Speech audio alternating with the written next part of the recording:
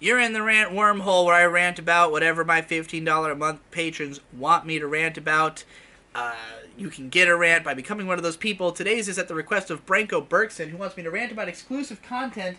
Is it bad or good for consumers and business? For instance, would it be better if Game of Thrones were available on Netflix, YouTube, and Crunchyroll, so those companies would be forced to compete with each other based on how good their platforms are, rather than what they own? I mean, if we were to have that happen, let's say that all the platforms have all the same shows and they're all competing over who can make the best platform, I feel like there's going to eventually just be a monopoly there. Like, it's going to come down to somebody will make the best one and then everyone will use that one. But there's no way that this would ever happen because all that any other company has to do is make something people want and not let other platforms have it. Like, it's always going to come down to that. Like, if people are not necessarily that moved by how good a service is. Like, I mean, I could go and download every single anime that I watch. It doesn't even take long anymore. You can download shows so quickly. The only reason I don't is that it takes up space on my computer. I'd prefer to watch stuff streamed because the sheer amount of anime I watch, it's just way easier than constant data management and constant downloading and finding torrents and shit. So, even though I know that the product I'm getting on a streaming site is worse than downloading it, I will do it because of the small conveniences that it loans to me, because the quality is ultimately less important than just watching the show. Like, at the end of the day, I don't really care that much about how good the quality is. I care about how good the show is. So, it's always going to be more incentivized for these companies to have good shit than it is for them to have a good system, a good structure. And, if all of them had all the same shows and they were just competing to see who has the best service, at some point, one of them's going to have the best service. And it's probably going to be whoever has the best web designer or the best, the most money to throw at the problem of solving it.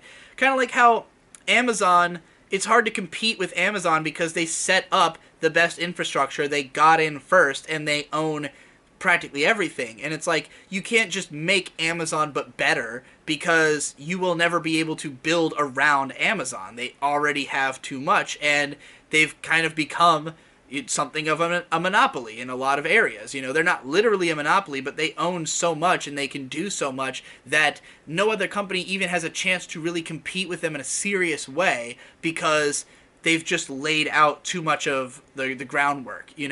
But what you can do is sell things that can't be sold on Amazon for yourself, for your own profit, and that might be the only way that you can compete with them and be an existing business. Like, most businesses are just going to work with them. Most of them are just going to enter that infrastructure because it's easier. But, like, if I were to, say, build an eShop, then, and I'm not, like, literally competing with Amazon, but if I'm selling a product they don't have, then I can make a profit in a world where Amazon exists, without having to work with them. So, I think that if we went down a route where every show was on every platform, whichever one was the best would swallow all the other ones. And I think that's what all of them want to do. They all want to get as big as possible and be the biggest imaginable company and swallow up all the other companies. But, having intellectual property emotionally sways the audience to prevent them from doing that. It means that, you can't just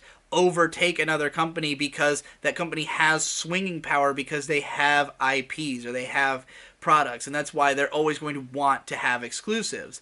And it's not as if it's really, it's good for everybody for them to do this, because for the companies, they want the exclusives because it means that that they will make any profit and not get swallowed by another company. For the audience, well, not for the audience, I meant for the people who create the shows, they usually get paid extra to make exclusives.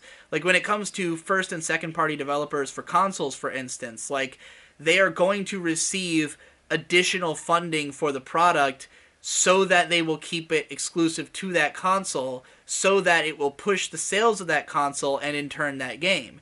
And the world of games is the perfect place to look at for this, because it's very normal to be multi-platform. And like, if you have a franchise that you think is going to sell incredibly well on all platforms, you're going to say, like, we will front the financial burden of this product because we know that it's going to sell on all the platforms. We're going to put it on all of them, and we're going to reap in more of the profit from that. But if you're making something that's maybe a little bit more niche, and you think, well, the people who play PlayStation tend towards games like this, and the people who play Nintendo don't necessarily gravitate towards this type of game. So, Sony, will you help us to fund this and take on some of the risk of this on the off chance that it will create, more sales of your consoles to people who want this niche product? And Sony might say yes. So then, that's a good incentive for developers and people making products. It's a good incentive for the companies to keep themselves alive and unique. And then as a consumer, the consumers are the only people who are going to, suffer in this arrangement, because obviously every consumer wants everything to be available on whatever platforms they currently have.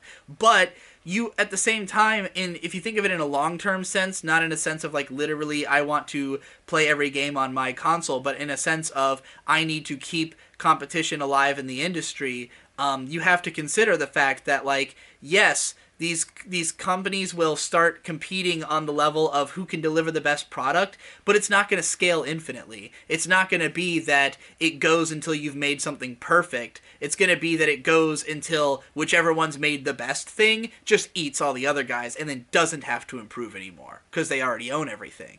So, I think that keeping it feisty, keeping these things divided is going to help everybody in the long term to foster the right kind of competition. And all those extra things still matter. Like, there are people who are going to say, like, I won't support Crunchyroll because their player is bad, or I'm not going to buy Netflix because they don't have enough of the type of product I want. And and Crunchyroll does by comparison if you're an anime fan. So, like, there are people who will care about not just what they have, but how good the service is. I think Netflix is a better streaming service than Crunchyroll, but they just don't have the same selection. So it's the only way that those two can both stay alive. If Crunchyroll and Netflix had all the same shit, there'd be no reason to have a Crunchyroll subscription, and then Netflix would have no reason to improve, So yeah, I guess I've made my point.